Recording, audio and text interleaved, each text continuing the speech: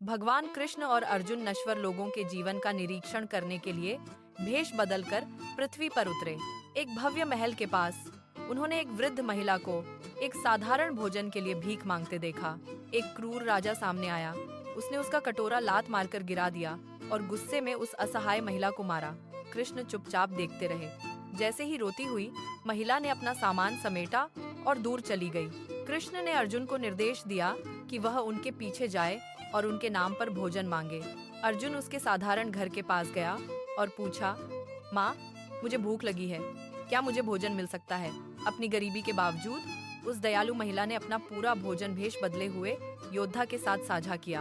अर्जुन कृष्ण के पास लौट आया, उसके निस्वार्थ दयालुता के कार्य से गहराई से प्रभावित होकर।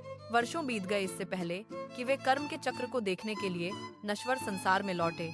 एक शाही बच्चे के जन्म के उपलक्ष्य में एक महल भव्य उत्सव से भर गया। कृष्ण ने महल की ओर इशारा किया और अर्जुन से नवजात शिशु को देखने के लिए कहा। अर्जुन कमरे में दाखिल हुआ और पालने में देखा जहां शिशु लेटा हुआ था।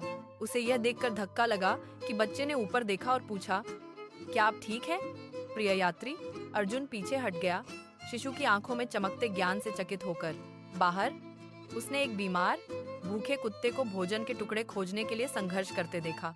अन्य कुत्तों ने भौंककर उस कमजोर प्राणी को बची खुची दावत से दूर भगा दिया। अर्जुन कृष्ण की ओर मुड़ा, उसका हृदय भ्रम और गहरी जिज्ञासा से भारी था। उसने पूछा, हे प्रभु, निर्दोष बच्चा फल फूल रहा है, जबकि प्राणी कष्ट क्यों भोग रहा है? कृष्ण ने सौम्यता से मुस्कुराते हुए उनके पिछले जन्मों का छिपा हुआ सच उजागर किया। महल में रहने वाला वह बच्चा कभी वही गरीब भिखारी था जो अपना खाना उसके साथ साझा करता था। उसकी पिछली दयालुता, प्रचुरता और शाही कृपा के जीवन में विकसित हो गई थी। वह पीड़ित कुत्ता कभी क्रूर राजा था जिसने भिखारी महिला को लात मारी थी। उसका पिछला अहंकार और हिंसा इस दयनीय भाग्य के रूप में उसके पास लौट आए थे। अर्जुन को यह एहसास हुआ कि प्रत्येक कर्म का एक भार होता है जो आत्मा के साथ चलता है। कर्म हमारे भाग्य का मूक वास्तुकार है जो कारण और प्रभाव के धागों को बुनता है। राजा ने क्रूरता के बीज बोए थे और दर्द की फसल काटी थी। उस महिला ने करुणा के बीज बोए थे और आनंद का जीवन काटा था। कृष्ण ने समझाया कि कोई भी कार्य अच्छा हो या बुरा समय की दृष्टि से कभी ओझल नहीं होता। अर्जुन ने ब्रह्मांड के गहरे संतुलन को समझते हुए अपना सिर झुका लिया। हमें अपने कार्यों का चयन बुद्धिमानी से करना चाहिए, क्योंकि वे हमारे भविष्य के अस्तित्व को परिभाषित करते हैं। दयालुता एक ऐसी विरासत बनाती है जो एक जीवन काल की सीमाओं से परे जाती है।